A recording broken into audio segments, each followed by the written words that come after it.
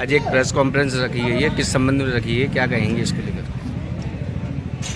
इस परिप्रेक्ष्य में बंसल जी, हमारे जो अग्रवाल सभा के अध्यक्ष हैं राकेश बंसल जी, अपना बता चुके हैं।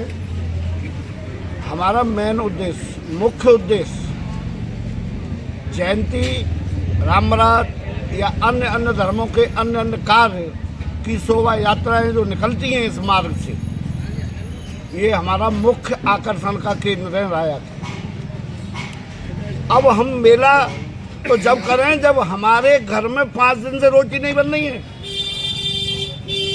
प्रशासन ने जबरदस्ती तानाशाही से इस फाटक को बंद किया है। 20,000 की आबादी इधर है और 20,000 की आबादी उधर है, दोनों के तालमेल को भंग किया है।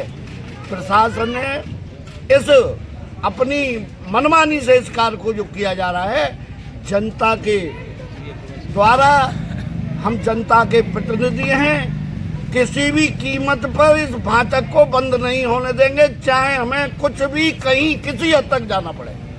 तो इस संबंध में किसी अधिकारी से बात हुई है आपकी? हमारी जिलाधिकारी महोदय से भी बातें हुई हैं, हमारी सभी विधायकगणों से भी बातें हुई हैं। मेरी बात 3:11 पर DRM महोदय से हुई है। DRM महोदय ने मुझसे कहा है कि मैं अभी जेई से बात कर रही हूँ, जेई आपसे संपर्क कर लेगा। मैंने उनसे कहा है कि आपके भी बच्चे हैं, इन 20,000 आबादी वाले परिवारों की तरफ देखिए। ऐसी तानाशाही लोकतंत्र में नहीं चलती है। जनता का अधिकार है, जनता अपने अधिकार को लेके रहेगी, इसमें कोई संदेह नहीं है।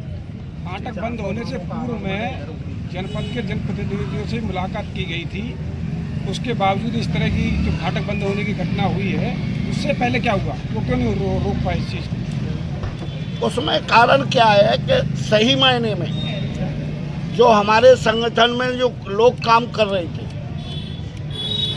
मैं समझता हूँ, खुलेआम मैं कह सकता हूँ कि वो अपने अपने हिसाब से अपनी अपनी नेतागिरी में, अपने नेताओं के पास, नेता हमारे सब हैं, हमारा कोई व्यक्तिगत नेता नहीं है।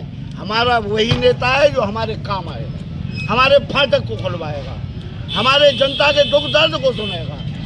हमारा वही नेता है, और जो जनता के दर्द को नहीं सुनेगा, चाहे वो अधिकारी है, चाहे वो राजनीतिक व्यक्ति है, हम उसको कभी स्वीकार नहीं करेंगे। जनता के दरबार में जनता की पीड़ा को सुनने का काम प्रशासन को करना चाहिए। जो 5 दिन से आंख बंद करके प्रशासन बैठा है और राया का व्यापारी यहाँ दुकान बंद करके बैठा है, आज तक किसी ने आके नहीं पूछा है कि ये व्यापारियों की पीड़ा क्या है। हम भी इस भारत के वोटर हैं और भारत के वोटर हैं, हम अपनी ताकत को जानते हैं, चाहे हमें किसी हद पर जाना पड़े।